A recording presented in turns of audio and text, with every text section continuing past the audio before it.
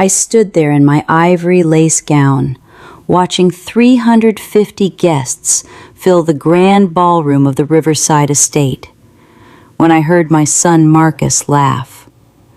Not a joyful laugh, but that cutting, mocking sound I'd learned to dread over the past 5 years.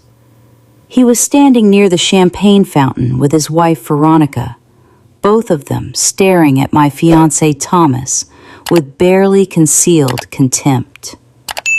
Thomas stood at the altar in his modest gray suit, his weathered hands clasped in front of him, silver hair combed neatly, looking every bit like the retired postal worker he claimed to be. At 68 years old, I thought I'd finally found happiness again after 12 years of widowhood. But as Veronica whispered something to Marcus and they both erupted in cruel laughter, I felt my world beginning to crack. What they didn't know, what nobody except me and Thomas's attorney knew, was that the man they were mocking owned half the commercial real estate in 3 states and had just been named to the Forbes 400 list. My name is Margaret Chen.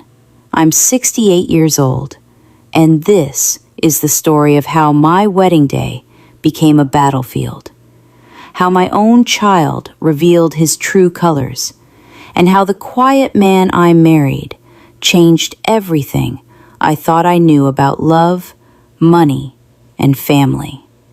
If you're new here, I share real-life stories every single day, stories that matter, stories that teach us something about being human. Hit that subscribe button right now and tap the like icon, because what happens next, nobody saw coming. Not my son, not his calculating wife, and honestly, not even me. Let me take you back 6 months before the wedding, back to when I met Thomas Chen at the most unlikely place, the downtown public library. I had been a widow for 12 years. My husband Robert died suddenly of a heart attack at 58, leaving me alone in our small 2-bedroom house with a modest life insurance policy and a part-time job as a medical transcriptionist. I'd raised Marcus by myself from that point on, watching him grow from a grief-stricken 24-year-old into what I thought was a successful man. He worked in commercial real estate sales, wore expensive suits, drove a BMW, and had married Veronica Ashford, whose family claimed to be old money, though I later learned that was more aspiration than reality. For 12 years, I lived quietly. I worked from home, transcribing medical reports. I volunteered at the library twice a week. I saw Marcus maybe once every 2 months if I was lucky, usually when he needed something. A family heirloom to sell, money for a business venture that never quite materialized, or my signature on documents I barely understood. Veronica rarely came to visit, and when she did, she looked around my modest home with thinly veiled disgust, touching nothing, sitting on the edge of furniture as if poverty might be contagious. I had accepted my life, accepted the loneliness, the quiet evenings, the holidays spent mostly alone, because Marcus and Veronica were always busy with her family's elaborate celebrations in the Hamptons, or Aspen, or wherever wealthy people went to avoid regular folks like me. I told myself I was content. I had my work, my books, my small garden, and my memories of Robert. That should have been enough.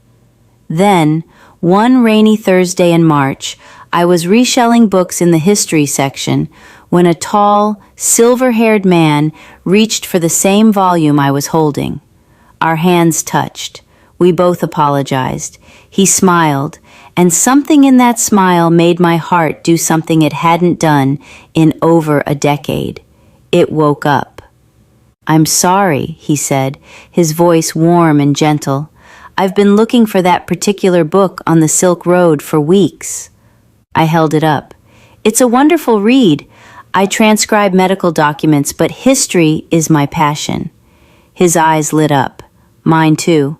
I'm Thomas Chen.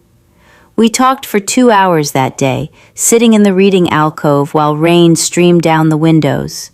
He told me he was recently retired, that he'd worked in various businesses over the years, and that he now spent most of his time reading, traveling modestly, and volunteering at community centers. He asked about my life, and for the first time in years, someone actually listened to my answers. He didn't check his phone. He didn't glance at his watch. He just listened. Over the next 3 months, we met at that library every Thursday afternoon. Sometimes we'd read in comfortable silence. Other times we'd talk for hours about history, literature, philosophy, life. He told me about his first wife, Linda, who had died 8 years earlier from complications of diabetes. The pain in his eyes when he spoke of her was something I recognized, that specific grief of losing your partner, your witness, the person who knew you best in the world. I told him about Robert, about the massive heart attack that took him while he was mowing the lawn on a sunny Saturday afternoon, about finding him there, about the funeral, about trying to be strong for Marcus while dying inside myself.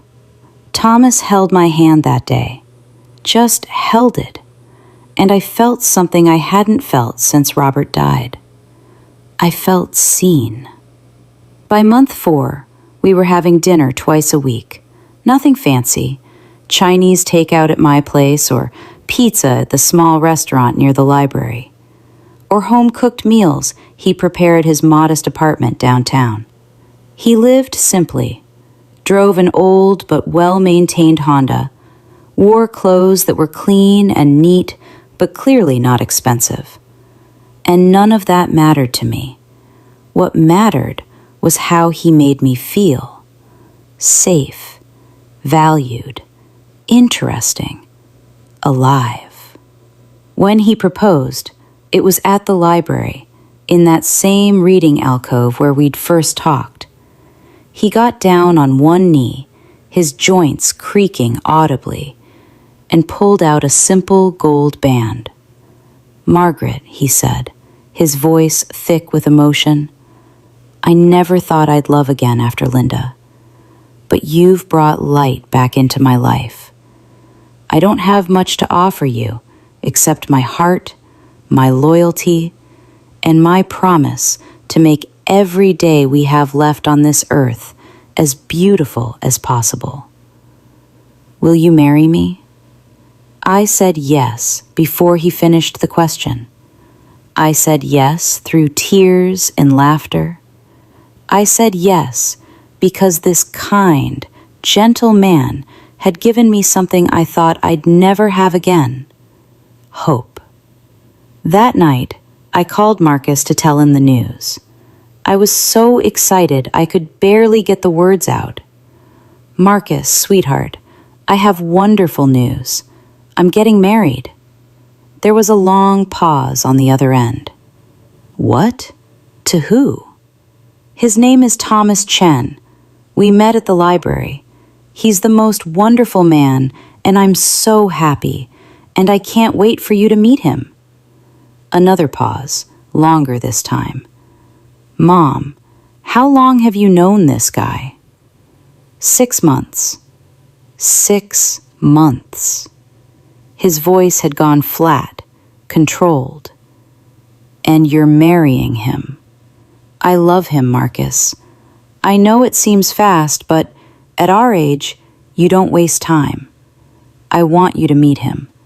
How about dinner this weekend?" "We need to talk about this, Mom. This is a huge decision. Have you thought about your assets? Your house? What Robert left you?"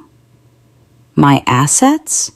"Marcus, I'm talking about love, about companionship, about not being alone anymore." "I hear you, but we still need to discuss the practical aspects. I'll come by Saturday. With Veronica. We'll all talk then. That Saturday dinner was my first indication that something was very wrong. I prepared my best meal: roast chicken, garlic mashed potatoes, green bean casserole, apple pie for dessert. I bought a new tablecloth. I even splurged on fresh flowers for the centerpiece. I wanted everything to be perfect. Thomas arrived first, bringing a simple bouquet of daisies and a bottle of modest wine. He helped me set the table, kissed my forehead, and told me everything would be fine. He could see I was nervous. When Marcus and Veronica arrived, the temperature in my small dining room seemed to drop 20 degrees. Marcus barely shook Thomas's hand. Veronica's smile never reached her eyes. Through dinner, they asked Thomas questions that felt more like an interrogation. What did you do before you retired? Where do you live? What kind of pension do you have? Do you own property? What's your financial situation? Thomas answered everything honestly. He'd worked various jobs over the years. He lived in a small apartment downtown. He had a modest retirement income. He didn't own property currently. His financial situation was stable, but not extravagant. I watched Marcus and Veronica exchange looks. Looks I couldn't quite read, but that made my stomach tighten with anxiety. After dinner, Marcus asked to speak with me privately in the kitchen, while Veronica stayed in the living room with Thomas, ostensibly making small talk, but actually, I later learned, sizing him up like a piece of potentially worthless merchandise. Mom, Marcus said, his voice low, you cannot marry this man. Excuse me? He's clearly after your money. My money? Marcus, I live on a transcriptionist's salary and Robert's life insurance, which is almost gone. What money? The house, Mom. It's worth at least $300,000 now, and whatever's left of Dad's policy, your savings. That's my life, Marcus. My home. My security. And it's not Thomas's concern. He's not marrying me for money. He thinks I'm just like him, someone getting by on a modest income. That's even worse, Marcus shot back. He's probably lying about everything. Have you done a background check? Has he shown you bank statements? What do you really know about this man? I know I love him, I said, feeling my voice start to shake. I know he treats me with respect and kindness. I know he makes me happy. That's what I know. Mom, be realistic. You're 68 years old. You're vulnerable. Men like him prey on lonely widows. It happens all the time. Men like him? What does that mean? You know what I mean. Marcus's voice had taken on a hard edge I'd never heard before. Older men with nothing to lose who latch onto women with assets. It's classic. Thomas isn't like that. You don't know him. And you do? After 6 months? Mom, I'm trying to protect you. I don't need protection from the man I love, Marcus. I need support from my son. We went back and forth like that for 20 minutes. Finally, I asked them to leave. Thomas, who had been trapped in uncomfortable small talk with Veronica, looked relieved. After they left, Thomas held me while I cried. He's just worried about you, Thomas said gently. Parents and children have complicated relationships. Give him time. But I could see something in Thomas's eyes, a sadness, a knowing. He'd been through this before, hadn't he, with his first wife's family. He knew what it was like to be judged, dismissed, found wanting based on outward appearances. The next 2 months were difficult. Marcus called me weekly, always with the same message. Don't marry Thomas. Wait longer. Get a prenup. Have him investigated. Each conversation left me more hurt and more resolved. I wasn't a child. I had the right to make my own decisions. Veronica sent me articles about elder financial abuse, articles about romance scams, Articles about women who lost everything to con men. I deleted every single one without reading past the first paragraph. Meanwhile, Thomas and I continued to build our life together. We took weekend trips to nearby state parks, staying in budget motels and packing our own lunches. We watched old movies at home. We read books aloud to each other. We planned our simple wedding. I wanted something small, I told him. Maybe just immediate family at the courthouse. Thomas shook his head. No, you deserve something beautiful. Let me take care of it. Thomas, I can't afford anything elaborate. He took my hands. Margaret, I have some savings I've been holding on to for something special. Let me use it for this. Let me give you the wedding you deserve. I protested, but he insisted. And because I loved him, because he seemed so sincere in wanting to make me happy, I agreed. What I didn't know was that Thomas's some savings was approximately $3.7 billion. 350 guests.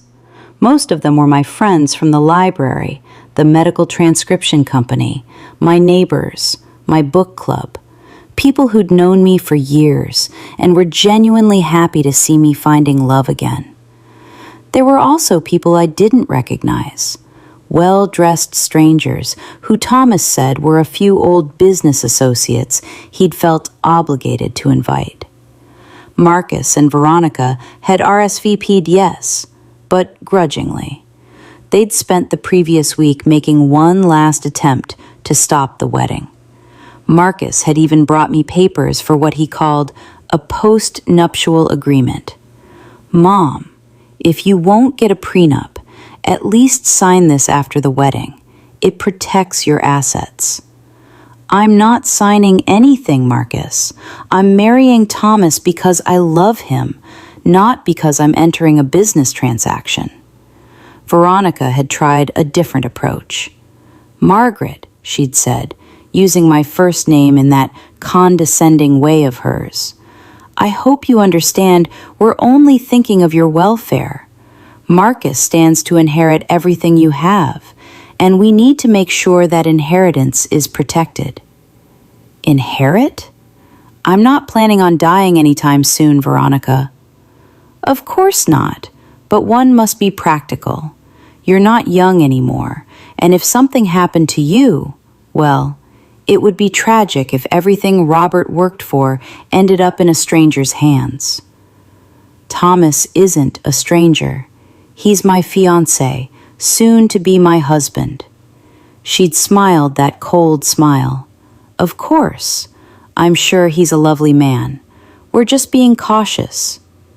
Now, on my wedding day, watching them whisper and laugh near the champagne fountain, I wondered if I should have eloped. I wondered if I should have protected Thomas and myself from their judgment and cruelty. But it was too late for second thoughts. The ceremony was about to begin. The string quartet started playing. The guests took their seats. I walked down the aisle alone. I'd asked Marcus to walk me down, but he'd refused, saying he couldn't in good conscience participate in what he called my financial suicide. Thomas's face when he saw me made every bit of pain and doubt worth it. He looked at me like I was the most beautiful woman in the world. His eyes filled with tears. He mouthed the words, "You're perfect." The officiant, a kind woman named Reverend Patricia Cole, began the ceremony. Dearly beloved, we are gathered here today to witness the union of Margaret and Thomas in holy matrimony. That's when I heard Marcus's voice, loud enough for the first 3 rows to hear. This is ridiculous. I felt my face flush. Several guests turned to look. Thomas's hand tightened on mine. Reverend Cole paused, uncertain how to proceed. Is there something we need to address? Marcus stood up. His face was red, whether from anger or champagne or both, I couldn't tell. Yeah, actually there is. This whole thing is a farce. Veronica tugged at his sleeve. Marcus, Not now. No, now is exactly the right time. He stepped into the aisle. Everyone needs to know what's really going on here. My heart was pounding. Thomas, I whispered, do something. But Thomas just stood there, calm, watching Marcus with an expression I couldn't quite read. It wasn't anger. It wasn't fear. It was something else. Something like patience. Marcus walked closer to the altar, and I could smell the alcohol on him now. He'd been drinking before the ceremony, fortifying himself for what he was about to do. My mother, he announced to the room, is making the biggest mistake of her life. She's marrying a man who's clearly a gold digger, someone who's only interested in her money. Gasps rippled through the crowd. Some of my friends started to stand, ready to defend me. I saw Marjorie Fletcher from my book club half rise from her seat, her face furious. Marcus continued, emboldened by the attention. Look at him, he gestured contemptuously at Thomas. Look at those cheap clothes, that off-the-rack suit, those shoes from Payless. This man has nothing, and he's marrying a woman with assets. It doesn't take a genius to figure out what's happening here. Thomas's expression still hadn't changed. He stood there, holding my hand, steady as a rock. I found my voice. Marcus, stop this. Stop it right now. Mom, I'm trying to save you. He turned to address the crowd again, playing to his audience. This man is a fraud, a con artist. He's probably not even his real name. For all we know, he's married to 6 other old women in 6 other cities, bleeding them dry one by one. That's when Veronica stood up and joined him. She'd been waiting for her cue. We tried to warn her, Veronica said, her voice dripping with false concern. We begged Margaret to do a background check, to get a prenuptial agreement, to protect herself. But love makes people do foolish things, especially at her age. At her age. The condescension in those words made my blood boil.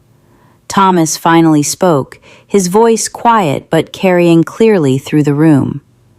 Are you finished? Marcus turned to him with contempt. What's that, old man? His voice broke completely, and I'm so ashamed. I wanted to go to him. Every maternal instinct in my body screamed at me to comfort my crying child. But Thomas's hand on my arm stopped me. The question is, Thomas said gently, are you ashamed of getting caught, or are you ashamed of your actions? Because those are 2 very different things, Marcus. Marcus wiped his eyes with the back of his hand, and in that gesture, I saw the little boy he used to be. I'm ashamed of who I've become, he said quietly. I'm ashamed that it took this, took finding out you're rich, to make me see how badly I've treated my own mother. I am ashamed that I've been exactly what I accused you of being, someone who only values people for what they can provide. The room was still silent, but it was a different kind of silence now. Not the holding of breath, but the witnessing of something raw and real. I loved my dad, Marcus continued, his voice shaking. When he died, it destroyed me. And I think I'd blamed you a little for not being able to fix it, for not being able to make the pain go away. And then you just kept going, kept surviving, kept being strong. And I resented that strength. I resented that you didn't fall apart like I wanted to. And somewhere along the way, I stopped seeing you as my mother and started seeing you as an obligation, as someone who existed to support my life, not as someone who had her own life to live. He looked at Thomas. You were right about everything. I've been a terrible son. I've used Mom financially and emotionally. I've let Veronica disrespect her. I've been so focused on building wealth and status that I lost sight of what actually matters. Veronica had gone very still in her seat. Her face was an unreadable mask. Thomas studied Marcus for a long moment. Then he nodded slowly. Apology noted. Whether it's accepted is up to your mother, not me. But I will say this. Words are easy, Marcus. What matters is what you do next, how you act, how you treat people when you're not under pressure, who you choose to be moving forward. Marcus nodded, still crying. I understand. He looked at me. Mom, I don't expect you to forgive me. Not today. Maybe not ever. But I want you to know that I'm going to spend the rest of my life trying to be the son you deserved all along. Not because of Thomas's money, not because of what I might gain or lose, but because you deserve better. You've always deserved better. And with that, he turned and walked out of the ballroom. Veronica hesitated for just a moment, then grabbed her designer bag and hurried after him. I watched them go, feeling a complicated mixture of pain, relief, anger, and something that might have been hope. Thomas turned to me and took both my hands. I'm sorry, my love. I'm sorry you had to experience that. I'm sorry I didn't tell you the truth about my financial situation. And I'm sorry your son chose this moment to have his awakening. I looked up at this man, this extraordinary man who had hidden billions of dollars behind thrift store bread and a 15-year-old Honda, who had loved me when he thought I was poor, who had defended me with such quiet strength. Thomas Chen, I said, my voice steadier than I felt. Are you really worth $3.7 billion? Approximately, he confirmed. Give or take 100 million, depending on the market. And you live in that tiny apartment? I do. Though I should mention, I also own this estate we're in right now, and the Riverside Hotel downtown, and the office building where your son works, actually. The room gasped again. Several people laughed, a release of tension. And you were going to tell me when, exactly? Tonight, at dinner. I have a whole speech prepared. It's in my jacket pocket, actually. He patted his chest. Though I don't think I need it anymore. The cat is rather thoroughly out of the bag. I started to laugh. Then I started to cry. Then I was doing both at once, and Thomas was holding me, and Reverend Cole was smiling, and the entire room full of guests was waiting to see what would happen next. I pulled back and looked up at him. You're absolutely insane. You know that? He grinned. I've been called worse. Why? Why hide all of that? Why pretend to be someone you're not? I wasn't pretending, he said seriously. That person you met at the library, that's who I really am. The money is it's just a thing that happened because I was good at business. But it's not me. It doesn't define me. What defines me is how I treat people, what I value, who I choose to spend my time with. And I chose you, Margaret, not because of what you have or don't have, but because of who you are.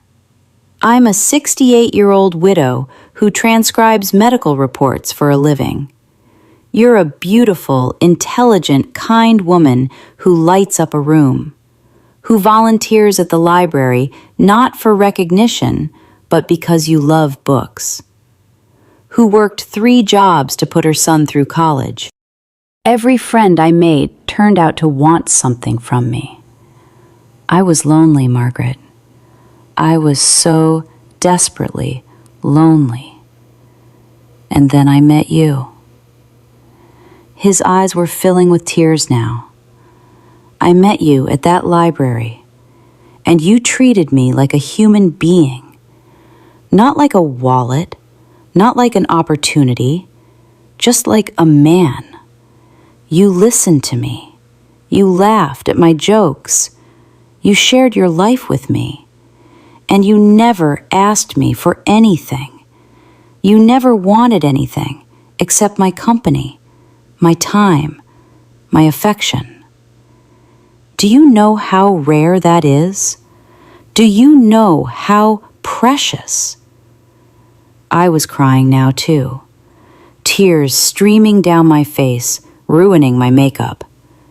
I couldn't speak, couldn't think, couldn't do anything except stare at this man I thought I knew.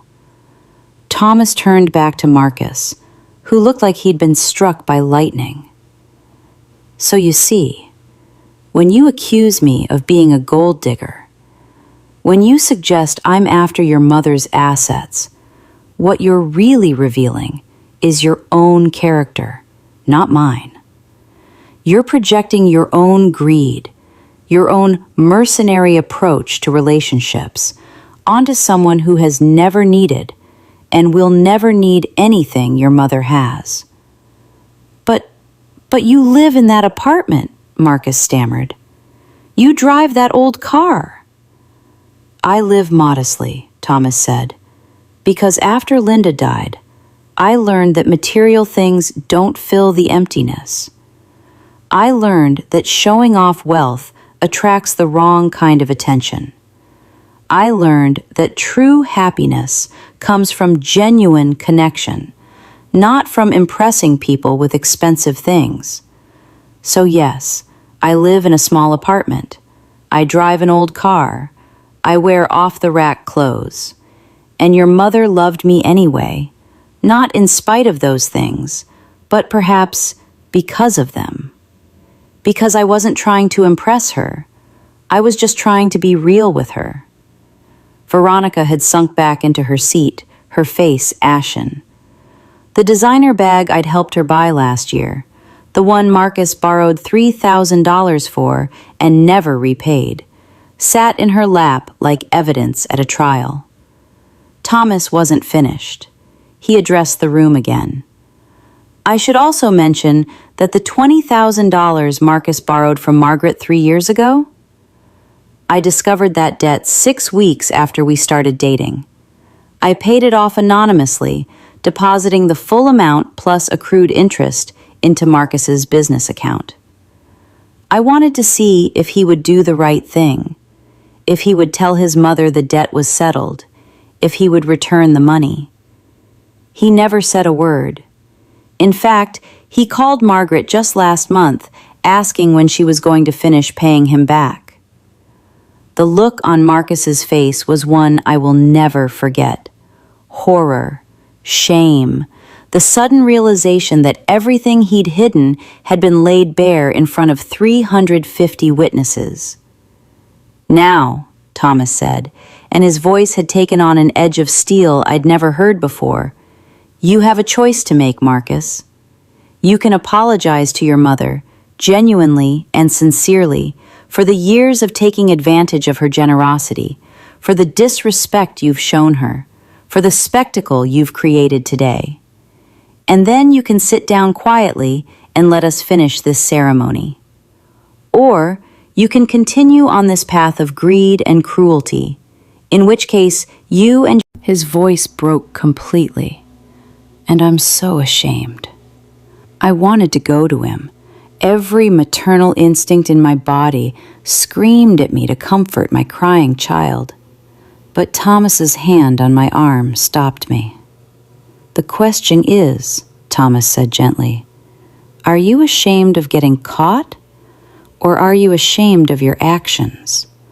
Because those are two very different things, Marcus. Marcus wiped his eyes with the back of his hand, and in that gesture, I saw the little boy he used to be. I'm ashamed of who I've become, he said quietly. I'm ashamed that it took finding out you're rich, to make me see how badly I've treated my own mother.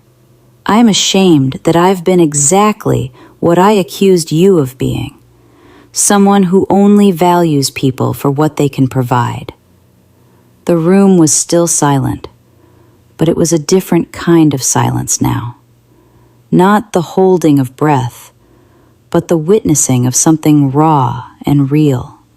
I loved my dad, Marcus continued, his voice shaking.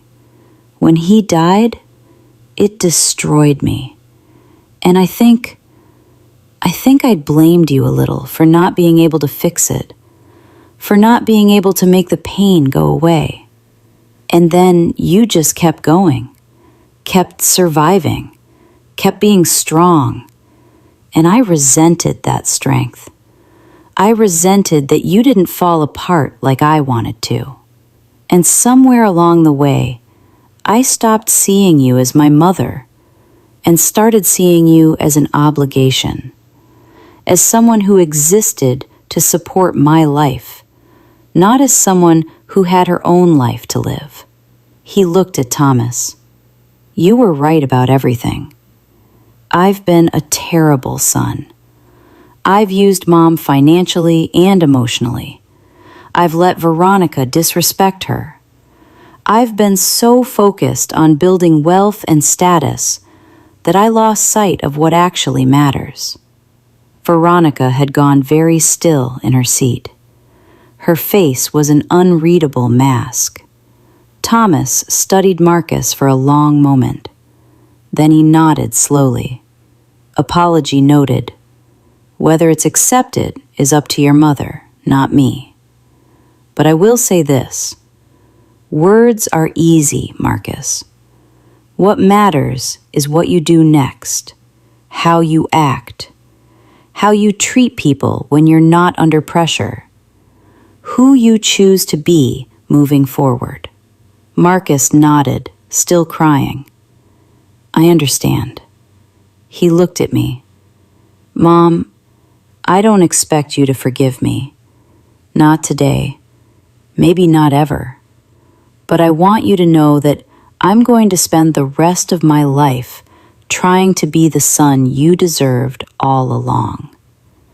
Not because of Thomas's money, not because of what I might gain or lose, but because you deserve better. You've always deserved better. And with that, he turned and walked out of the ballroom. Veronica hesitated for just a moment, then grabbed her designer bag and hurried after him. I watched them go, feeling a complicated mixture of pain, relief, anger, and something that might have been hope. Thomas turned to me and took both my hands. I'm sorry, my love. I'm sorry you had to experience that. I'm sorry I didn't tell you the truth about my financial situation. And I'm sorry your son chose this moment to have his awakening. I looked up at this man, this extraordinary man who had hidden billions of dollars behind thrift store bread and a 15-year-old Honda, who had loved me when he thought I was poor, who had defended me with such quiet strength. Thomas Chen, I said, my voice steadier than I felt. Are you really worth $3.7 billion? Approximately, he confirmed. Give or take 100 million, depending on the market. And you live in that tiny apartment? I do. Though I should mention, I also own this estate we're in right now, and the Riverside Hotel downtown, and the office building where your son works, actually. The room gasped again. Several people laughed, a release of tension. And you were going to tell me when, exactly? Tonight, at dinner. I have a whole speech prepared. It's in my jacket pocket, actually. He patted his chest. Though I don't think I need it anymore. The cat is rather thoroughly out of the bag. I started to laugh. Then I started to cry. Then I was doing both at once, and Thomas was holding me, and Reverend Cole was smiling, and the entire room full of guests was waiting to see what would happen next. I pulled back and looked up at him. "You're absolutely insane. You know that?" He grinned. "I've been called worse. Why? Why hide all of that? Why pretend to be someone you're not?" "I wasn't pretending," he said seriously. "That person you met at the library, that's who I really am. The money is it's just a thing that happened because I was good at business. But it's not me. It doesn't define me. What defines me is how I treat people, what I value, who I choose to spend my time with. And I chose you, Margaret, not because of what you have or don't have, but because of who you are. I'm a 68-year-old widow who transcribes medical reports for a living. You're a beautiful, intelligent, kind woman who lights up a room, who volunteers at the library not for recognition, but because you love books, who worked 3 jobs to put her son through college, who never gave up even when life was hard, who treated a stranger with kindness at a library one rainy Thursday and changed his life forever. The tears were flowing freely now. I didn't know what to do with them. I didn't know what to do with any of this. Reverend Cole stepped forward. "Should we perhaps continue with the ceremony?" Thomas looked at me. "Do you still want to marry me, now that you know the truth?" I thought about that question. Thought about the modest man I'd fallen in love with. Thought about the billionaire standing in front of me. Thought about whether anything had actually changed in the ways that mattered. "The man at the library who listened to me for 2 hours," I said slowly, "who brought me day-old bread because he knew I liked it, who held my hand when I talked about Robert, who made me laugh, who made me feel beautiful. Is that man still here?" "He's standing right in front of you," Thomas said softly. "Then yes," I said. "Yes, I still want to marry you." The room erupted in applause. Real applause this time, not the polite golf claps of a formal ceremony, but genuine, heartfelt celebration. Reverend Cole beamed. "Well then, shall we start again from the top?" "Please," I said, laughing through my tears. And so we did. Thomas and I walked back to the altar, hand in hand. The string quartet started playing again. The guests settled back into their seats, buzzing with excitement and disbelief at everything they'd witnessed. This time, when Reverend Cole asked if anyone objected to the union, the silence was respectful and complete. No interruptions, no cruel laughter. Just 348 people, minus 2, waiting to see 2 people who'd found real love in the midst of all the world's complexity, promise themselves to each other. The ceremony was beautiful the second time around. Simple vows, honest words. 2 people making promises they intended to keep. When Thomas slid the ring on my finger, I noticed for the first time that it was far more valuable than the simple gold band I'd thought it was. The diamond was real and sizable, and probably worth more than my house. Funny how I hadn't noticed before. Funny how it hadn't mattered. When we kissed as husband and wife, the applause was thunderous. We walked back down the aisle together, and I saw my friends crying happy tears. Marjorie Fletcher from book club blew me a kiss. Gerald Thompson from the library gave Thomas a thumbs up. These were the people who mattered. These were the people who had celebrated my happiness without calculating its cost. The reception was remarkable. Now that Thomas's identity was public knowledge, the well-dressed strangers I hadn't recognized revealed themselves. They were CEOs, politicians, philanthropists, people from the world Thomas had temporarily left behind. They congratulated us warmly, and several mentioned how worried they'd been when Thomas had disappeared from public life after Linda's death. "He needed time to grieve," said an elegant woman in her 60s who introduced herself as Patricia Huang, CEO of some tech company I'd heard of but didn't fully understand. We all understood that. But we're so glad to see him happy again, and to see him with someone who so clearly loves him for himself. Throughout the evening, Thomas never left my side. He introduced me to his business associates, his old friends, the parts of his life I hadn't known existed. And he did it with such pride, such genuine affection, that I felt beautiful despite my discount store dress and my drugstore makeup. Around 9 p.m., Thomas's attorney, a sharp-eyed man named Richard Morrison, approached us with a folder. I'd met Richard briefly before the wedding, when Thomas had insisted on working out some legal matters. I'd thought at the time it was just standard prenuptial stuff. Now I understood it was probably far more complicated. "Thomas," Richard said quietly, "we should discuss the arrangements we made." Thomas nodded and turned to me.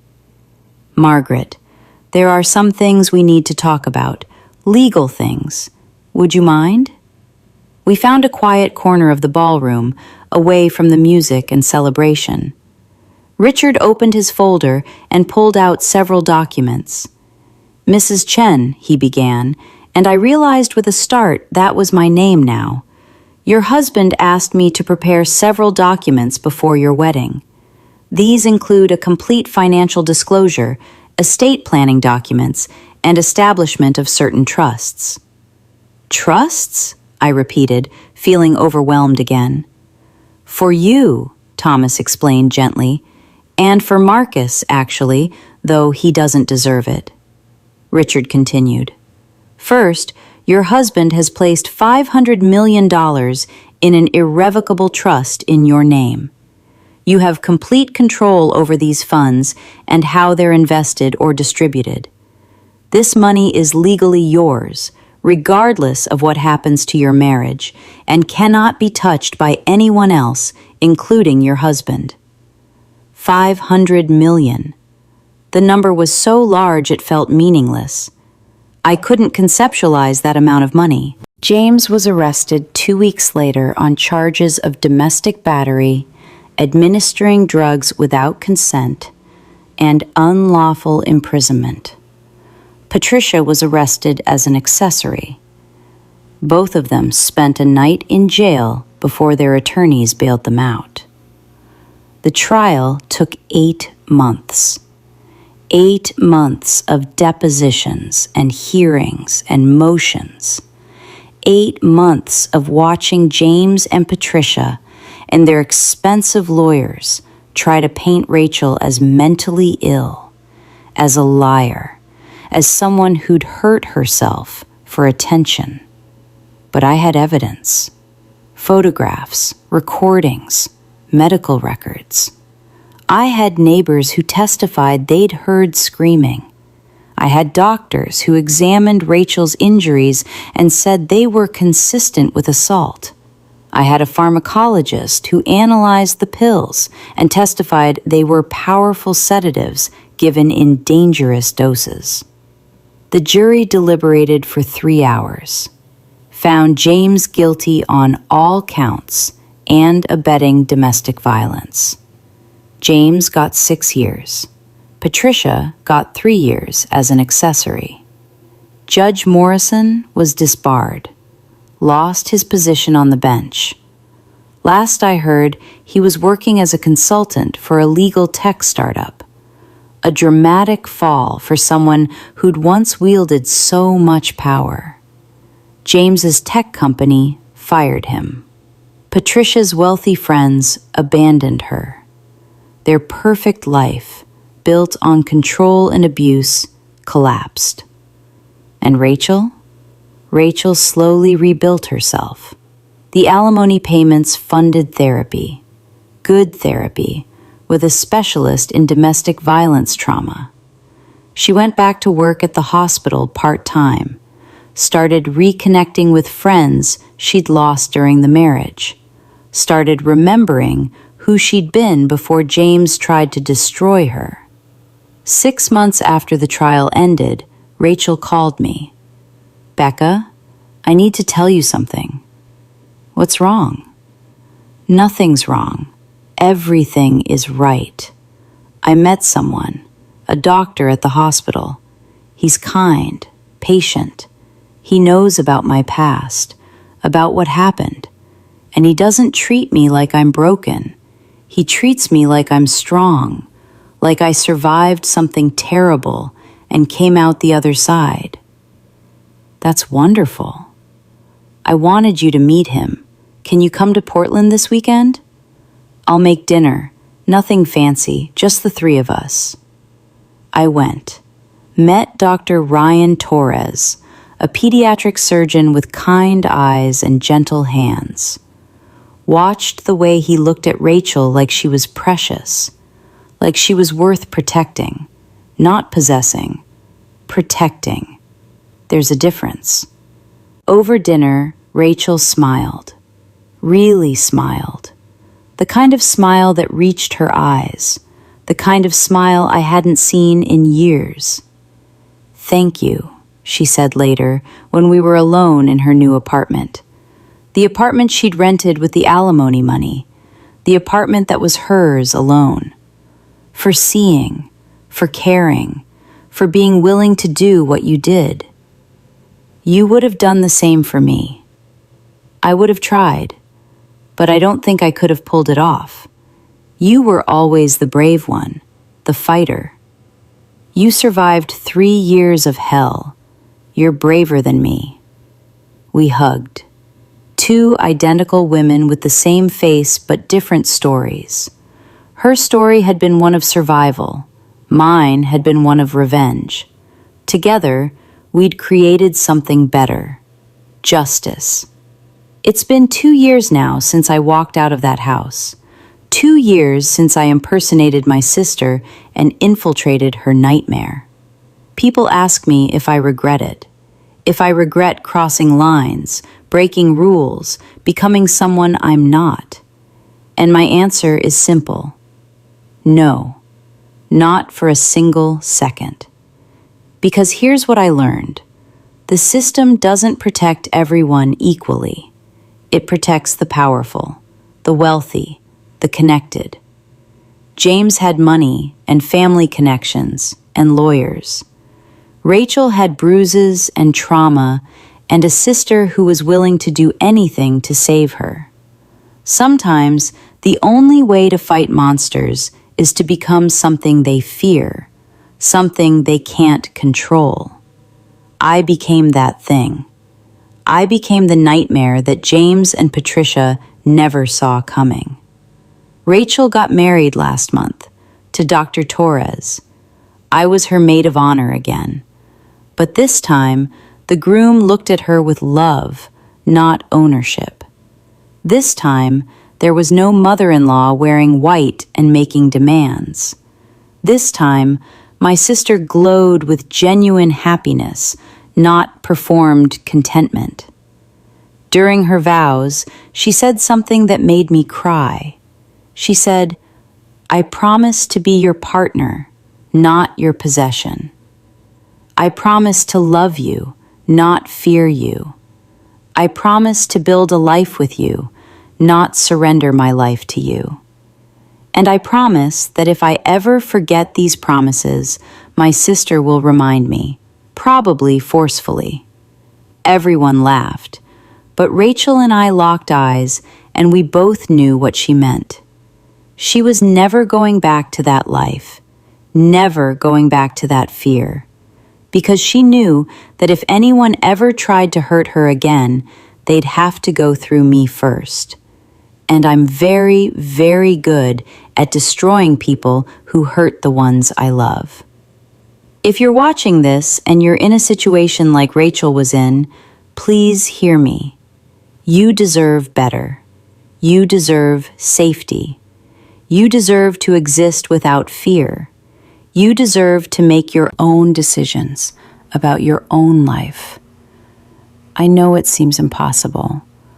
I know he's told you that you're nothing without him, that no one else would want you, that you're crazy, broken, worthless.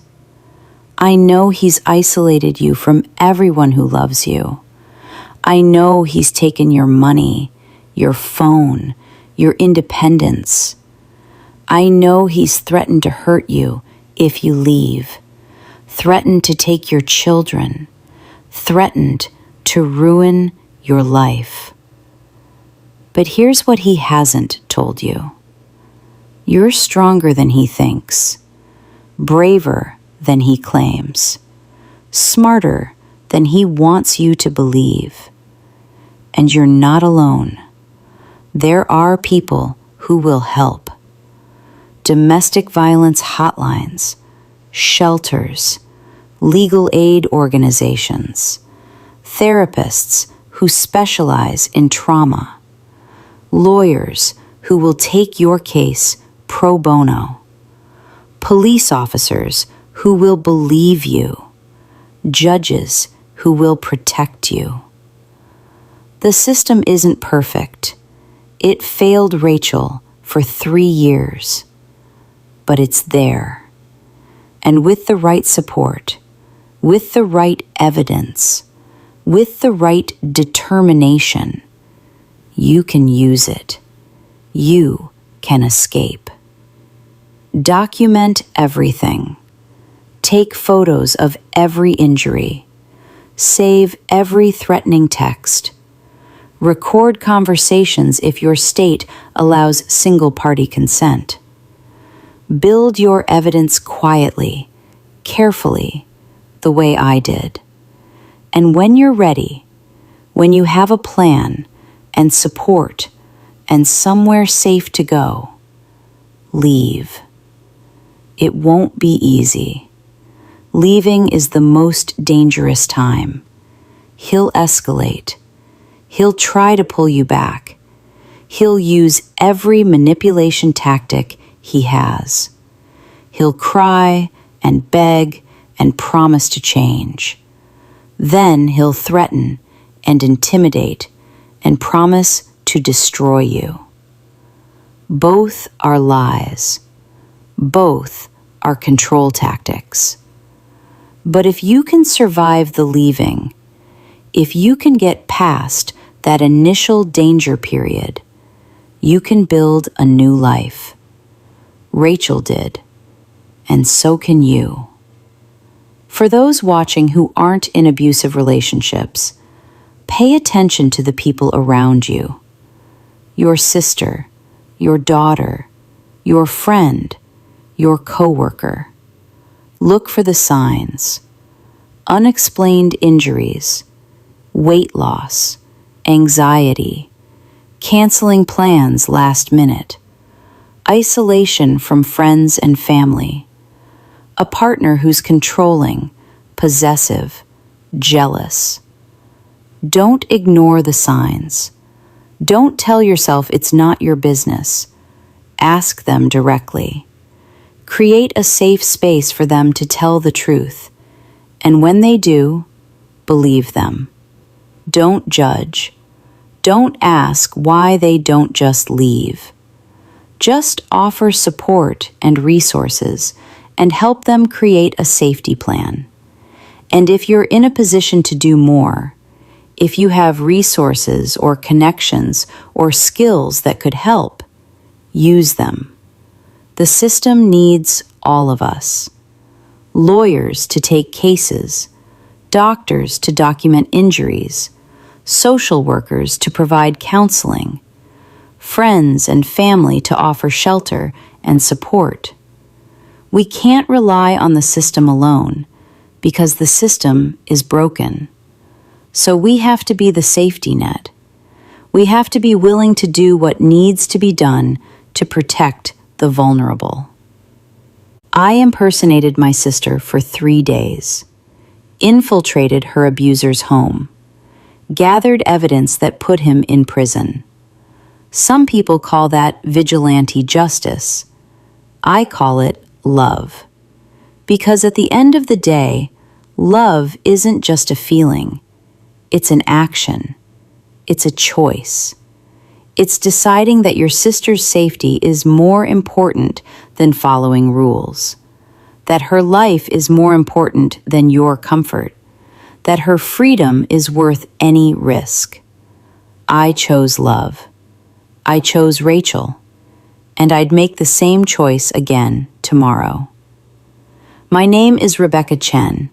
I'm 29 years old. I'm a corporate lawyer who destroyed her sister's abuser and doesn't regret a single moment of it. If this story resonated with you, if it made you angry or sad or determined or hopeful, hit that subscribe button. Share this video. Let's build a community of people who refuse to stay silent about domestic violence, who refuse to let abusers win, who are willing to fight for the vulnerable. Drop a comment telling me where you're watching from. Tell me your time. Tell me if this story helped you see something you'd been missing. Tell me if you know someone who needs to hear this, because silence is what abusers count on. Silence is what lets them continue. Silence is what kills. So let's make noise. Let's tell our stories. Let's expose the systems that fail victims. Let's celebrate the survivors. Let's remember the ones we lost. And let's commit to doing better. To being better. To creating a world where people like James and Patricia can't operate in darkness anymore. Rachel is free now. She's happy. She's healing. She's married to someone who deserves her. And every single day, she's proof that survival is possible. That escape is possible. That justice, even imperfect justice, is possible. Thank you for watching. Thank you for caring. Thank you for being part of the solution. And if you're trapped right now, if you're living in fear, if you're wondering if anyone sees you, I see you. We see you. And we're here to help. You deserve better. You deserve freedom. You deserve life. Don't give up. We're fighting for you. This is Rebecca Chen signing off. Stay safe, stay strong, and remember, you're never as alone as they want you to think you are.